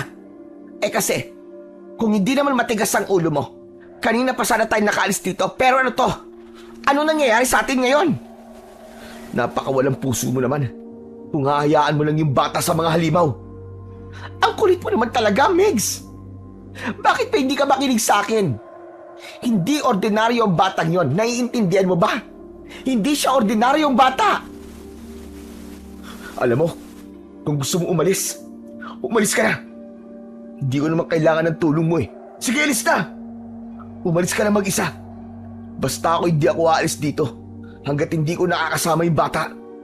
Pero itong tatandaan mo, ayoko nang maging kaibigan ng tulad mong bakla. Alis na! Ano pang ginagawa mo? Alis! You know what? Kung alam ko lang na mangyayari to, at dito masisira yung napakatagal nating pagsasama bilang magkaibigan, hindi na sana ako pumayag na magbakasyon at nagtrabaho na lamang ako. Umalis ka na. Ayoko nang marinig ang mga sasabihin mo. Di ba? Yan naman ang gusto mo, ang iligtas sa sarili mo. Kaya umalis ka na! Alis! Labag sa kalooban ko ang gawin yon sa kaibigan ko. Dahil habang sinasabi ko ang mga bagay na yon, nasasaktan din ako. Dahil kahit noon, hindi ko minaliit ang pagiging pusong babae niya. Ngunit dahil doon, sa hindi namin pagkakasundo, ay nakapagsalita ako ng hindi maganda. Ngunit pinigilan ko ang aking sarili dahil sa kagustuhan kong maisama ang bata. Bumalik ako sa lugar kung saan kami nanggaling kanina.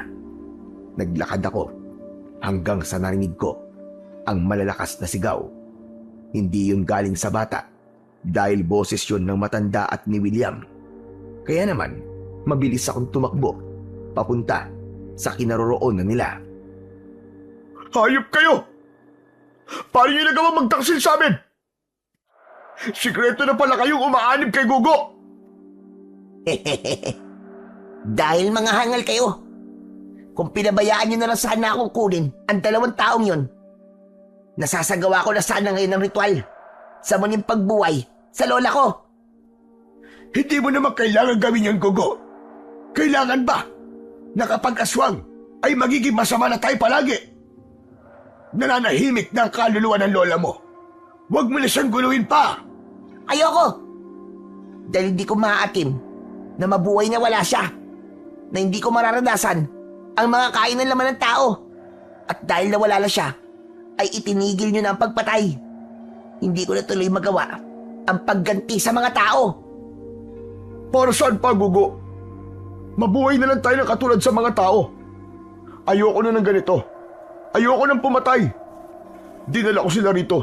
Hindi dahil sa gusto natin silang biktimahin, kundi dahil gusto ko mamuhay na katulad nila at kalimutan ang mga masasamang alaala. Yan ang hindi ko magugustuhan, Ama. Kaya gusto kong maibalik si Lola para bumalik na rin ang pagiging mapanganib na aswang natin. Gusto kong katakutan ng lahat at kilalanin na pinakamalakas. Dahil dyan sa gusto mo, ay pwede ka mapahamak, Gugo. Nakita mo nangyari sa nanay at lola mo. Dahil sa pag-angad nila ng sariwan dugo ng tao, ay napahamak sila. Yun ang bagay na hindi mangyayari sa akin. Dahil nakuha ko na ang kapangyarihang itim ni Lola. Bilang isang abwak, mamanahin ko ang lahat ng sa kanya. At kapag nagawa ko na siyang maibalik, itutuloy na namin ang lahat ng mga nasimulan niya. Tumigil ka na, Gugo. Alisin mo na ang pagkakatali sa amin. Tatay mo pa rin ako. At may karapatan akong pigilan ka sa mga gusto mong gawin. Sa mga tulad namin ni Lola, ay walang pamilya-pamilya. Walang tatay-tatay. Kahit sino pa kayo. Nababaliw ka na, Gugo. Nababaliw ka na!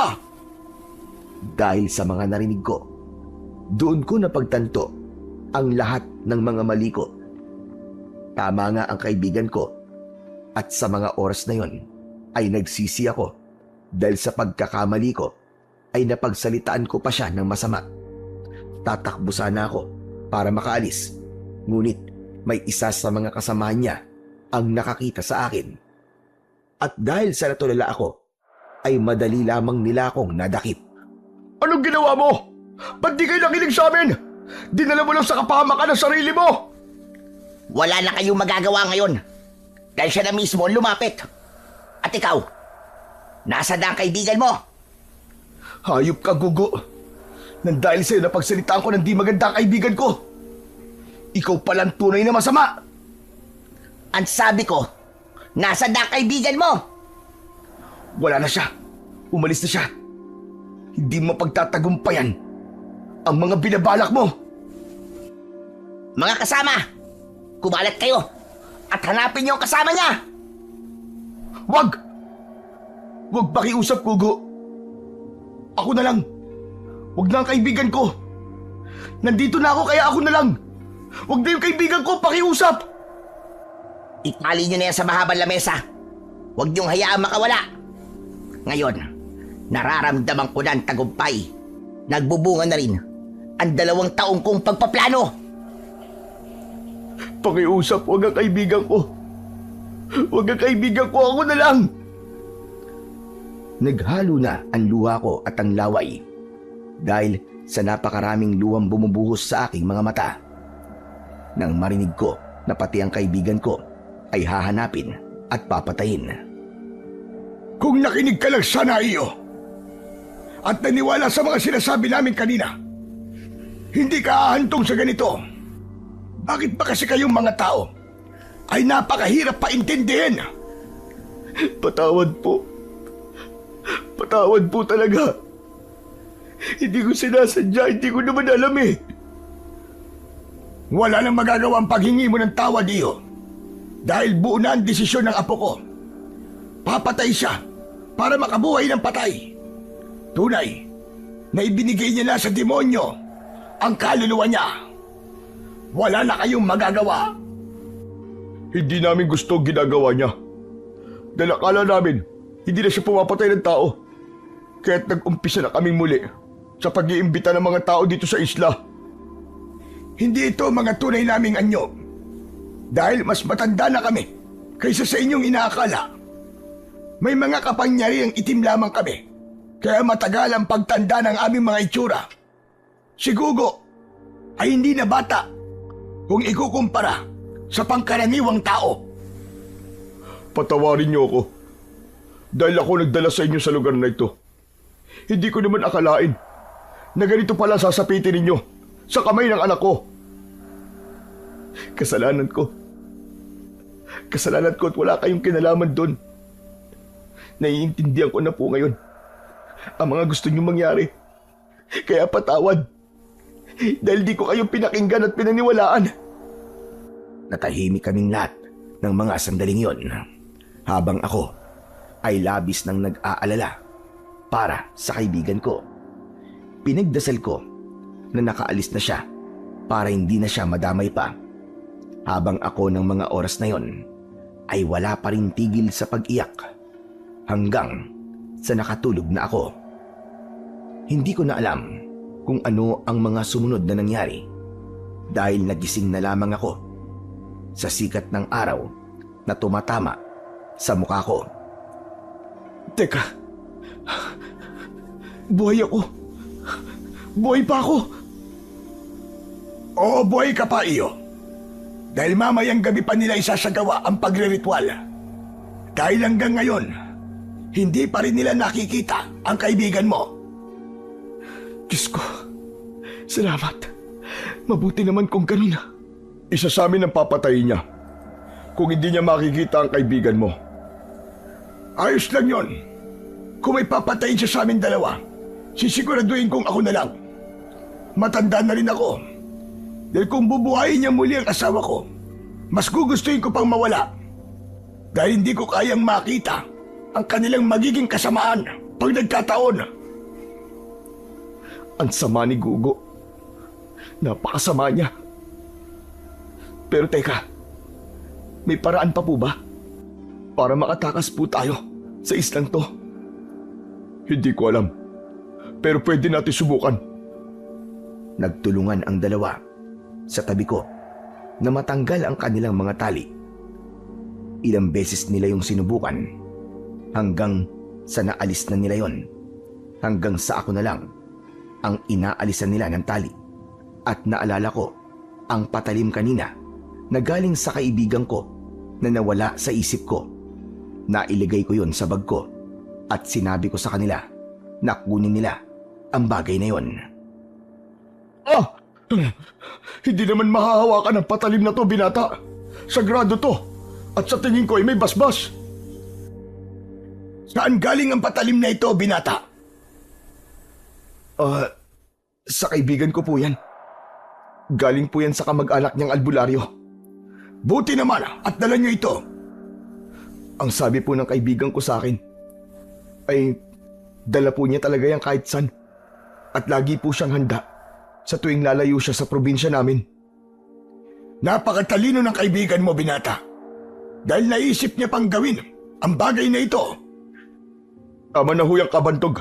Kailangan na po natin maalis ang pagkakatali ng binatang to bago pa po tayo abutan ni Gugo at ang mga taksil nating kasamaan. Hindi ako kumibo sa mga sinabi nila tungkol sa kaibigan ko dahil naaalala ko kung paano ko siya minaliit at sinabihang walang utak nang dahil lang sa bakla ito. At nang maalis na nila ako sa pagkakatali, kinuha ko agad ang gamit ko at akma na sanang aalis, ngunit dumating ang ibang kasamahan ni Gugo. Sandali lang naman, mga kasama! Hayaan niyo na siyang makaalis. Isipin niyo na lang ang matagal na natin pinagsamahan. Huwag na tayong manakit ng tao. Tama si Kabantog. Itigil nyo na ito mga kasama. At umanib na muli sa amin. Walang saysay ang manakit pa ng tao. At gawin silang mga pagkain natin. Sumagot ang isa sa mga humarang sa akin ng mga oras na yon. Ayon sa kanya, naaswang sila at may karapatan silang kumain ng kung anuman ang naisin nila. Dahil sawa na raw sila sa pagiging sunod-sunuran nila. Ang pag-anib niyo ba kay Gugo ay hindi pagiging sunod-sunuran na? Akala niyo ba ay mapapadali ang pagiging malayang aswang ninyo? Sa oras na buhayin niya ang kasama ko, isang malaking pagkakamali yon mga kasama. Dahil mas lalo kayo mahihirapan. Dahil malupit si Luciana. Makinig kayo sa kanya mga kasama. Matagal na panahon na ako naging parte ng kanilang pamilya. At alam ko ang mga gusto niyang iparating sa inyo. Pakiusap po. Hayaan niyo po ako mabuhay. Dahil may pamilya pa po ako naghihintay at umaasa sa akin. Pag-isipan niyo mabuti mga kasama. Kung sa akin kayo aanib, ay mas magiging maayos ang lagay ninyo. Nagtinginan ang mga nilalang na nasa harapan namin at nagtanguan. At maya-maya pa ay binigyan nila ako ng daan. Sumunod naman sa akin si Mang William dahil siya daw ang nakakaalam ng bangka na may makina. Maraming salamat po. Maraming salamat, Mang William. Dahil tinutulungan niyo po ako. Kahit sa likod naman nun, ay hindi ako naging maingat. At hindi ko po agad nakita ang mga kagustuhan niyo para sa amin ng kaibigan ko. Wala na yung kalimutan mo na.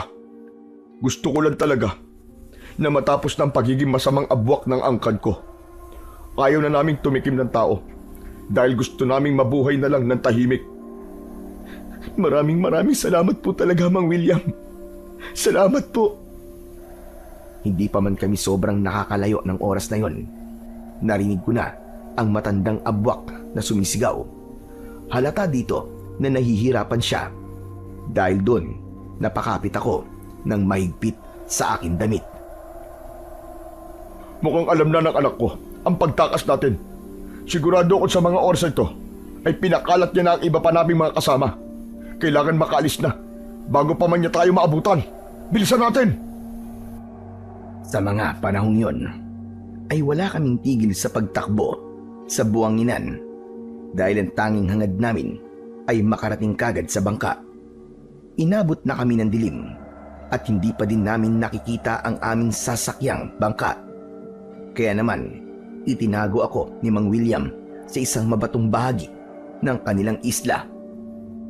Napakatuso talaga ni Gugo.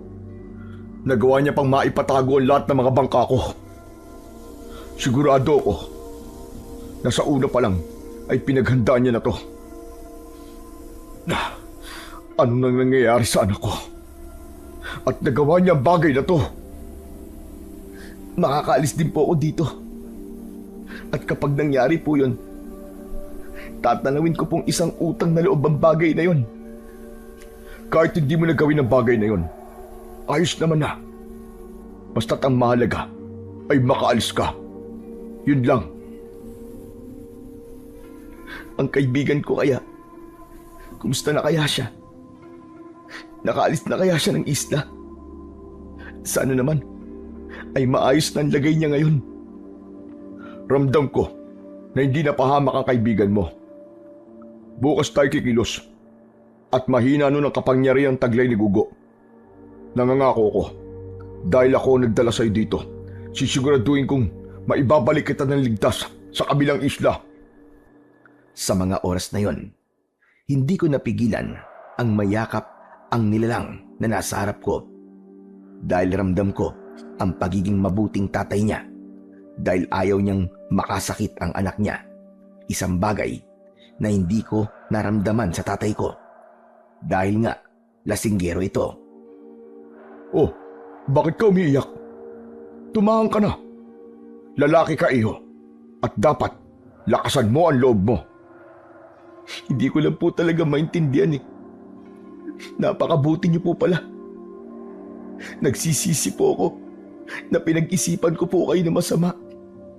Samantalang isang tunay na mapagmahal na tatay po pala kayo.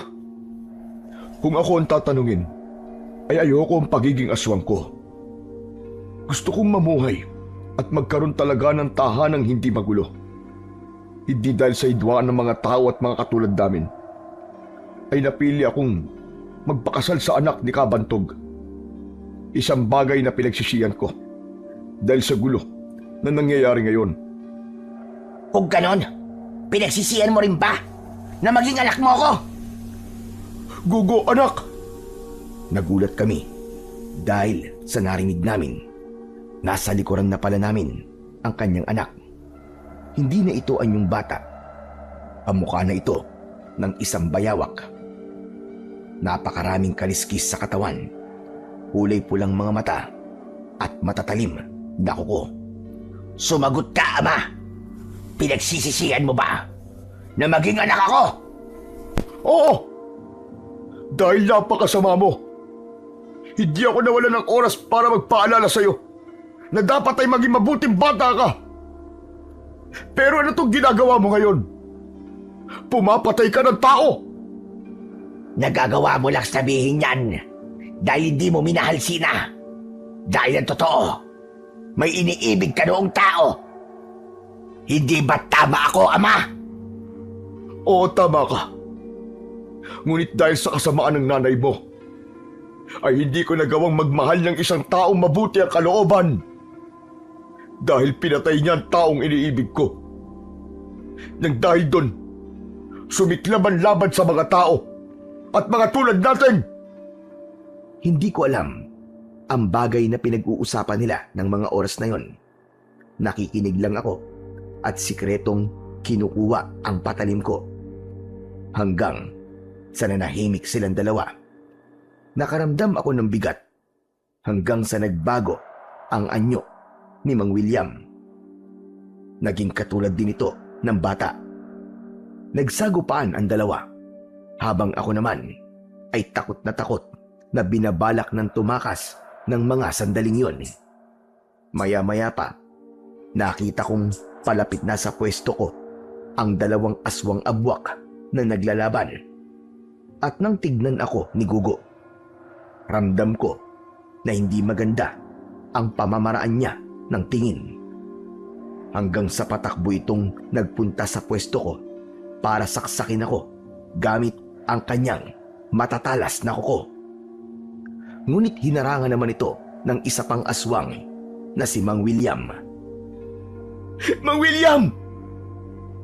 Mang William, narinig mo ako? Hayop ka, Gogo! Napakahayop ka! Ba't mo ito ginawa sa tatay mo? Sarili mong tatay! Magagawa mong patayin! Wala kang puso! Masahol ka pa sa demonyo! Kasalanan niya yan. Dahil tanga siya. Mas pinili niyang iligtas ang taong katulad mo. Dahil hindi ko rin naman magagawang buhayin ng lola ko. Papatay na lang kita. At hindi mo na masisilayan kailan pa man ang pamilya mo. Igagalaw niya sanang muli ang kamay niya nang may isang bagay ang ibinato sa kanyang kamay. Nakita ko ang bagay na yon at pamilyar yon sa akin. Alam kong sa kaibigan ko ang takong na yon. Sige! Subukan mo saktan ang kaibigan ko!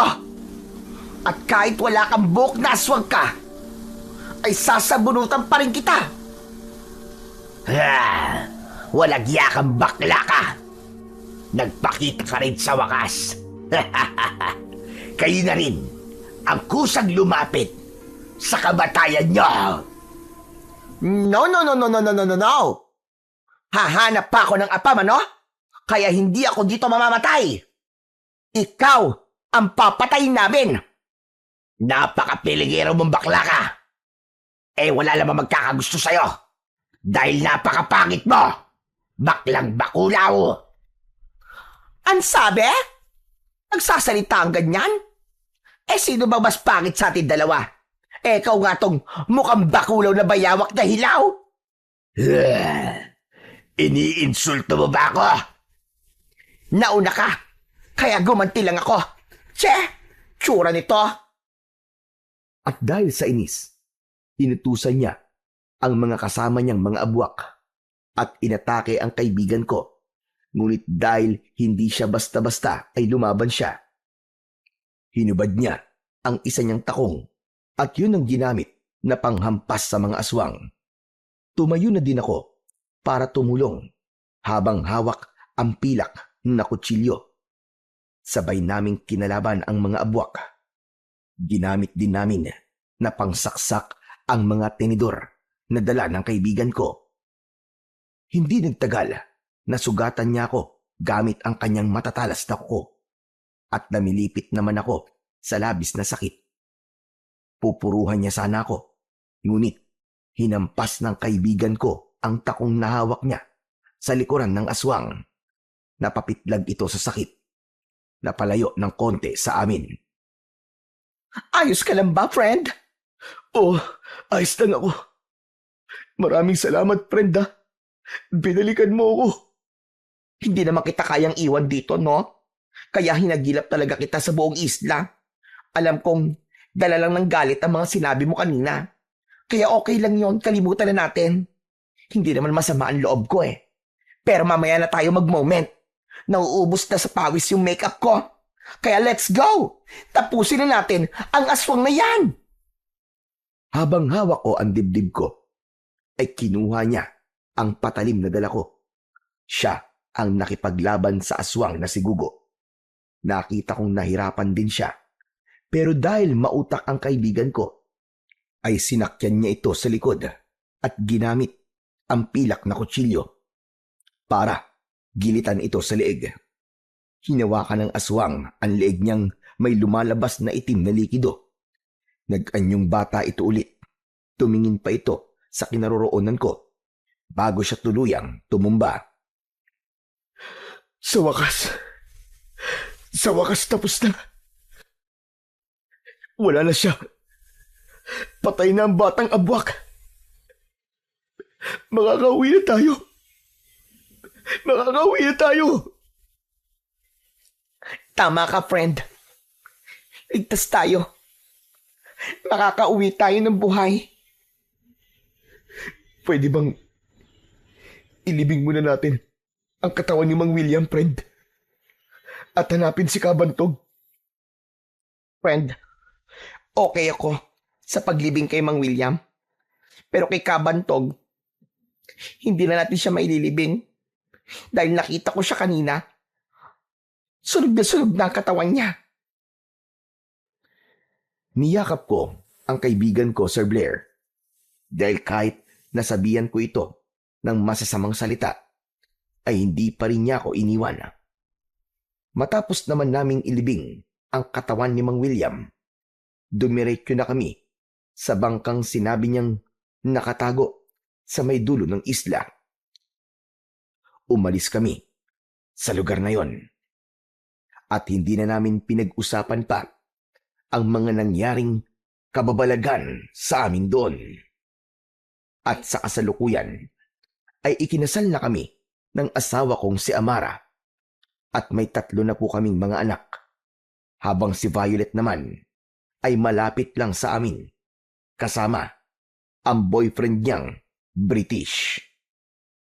Masasabi ko po, Sir Blair, na kailanman ay huwag tayong magbibitaw ng salita, lalo na kapag tayo ay galit. Dahil minsan, hindi natin alam na nakakasakit na pala tayo at sana ay maiparating ko sa iba na mahalin natin ang mga may pusong babae at pusong lalaki na mga kaibigan natin. Dahil ang magkaroon tayo ng mga kaibigan na katulad nila ay maituturing na blessing. Hanggang dito na lamang po, Sir Blair. Maraming salamat po sa pagpili sa aking kwento. God bless po sa inyong lahat. Isang tunay at tapat na pagkakaibigan. Tunay ngang mahirap hanapin. Ngunit sa kwentong ating napakinggan, pinatunayan na sa kabila ng kanilang pagkakaiba ng kasarian, na isang lalaki na may pusong babae at isang tunay na lalaki. Ngunit hindi naging hadlang ito at nanatiling buo ang dalisay na kanilang pagkakaibigan. Pinanday ng mga pangako, sakripisyo at pinagsaluang hirap sa buhay. Mula sa kahirapan, pinili nilang magtrabaho ng marangal, bitbit ang iisang hangarin na tuparin ng kanilang mga pangarap nang hindi inaapakan ang dangal ng iba. Dumaan man sila sa matinding pagsubok na halos ikamatay na nila at muntik pang lamunin ng kadiliman dahil sa isang masamang elemento na nagnanais na sumira sa kanila. Hindi kailanman nabasag ang kanilang katapatan sa isa't isa. Sa halip, ang kanilang samahan ang naging liwanag sa gitna ng dilim. Patunay na ang tunay na pagkakaibigan ay hindi nasusukat sa anyo, kasarian o panlabas na pagkakaiba, kundi sa tibay ng puso, paninindigan at pag-ibig na handang ipaglaban ang isa't isa hanggang sa wakas. Sabi nga, sa Kawikaan, Kabanata 17, Talata 17, ang kaibigan ay umiibig sa lahat ng panahon at ang kapatid ay isinilang sa panahon ng kagipitan. Sabi rin sa unang Samuel, Kabanata 16, Talata 7, sapagkat ang tao ay tumitingin sa panlabas, ngunit ang Panginoong Diyos ay tumitingin sa puso. Ipinapaalala lamang ng mga talatang ito mula sa Biblia na ang tunay na halaga ng isang tao at ng isang pagkakaibigan ay hindi nakikita sa kasarian o anyo, kundi sa puso at sa kabutihang handang ialay. Minsan, ang inaakala ng iba na kahinaan o kaibahan ay siya pang nagiging dahilan ng kaligtasan, pag-asa at liwanag sa gitna ng kamatayan at dilim. Muli po, maraming salamat po sa inyong walang sawang suporta at pakikinig sa aking mga YouTube channel na mga kwento ni Apong Isaac at The Voice Addict. Hanggang sa muli po at abangan niyo po ang mga susunod pang mga kwentong katatakutan at kababalaghan na aking ihatid sa inyo. Pagpalain nawa kayo ng puong may kapal.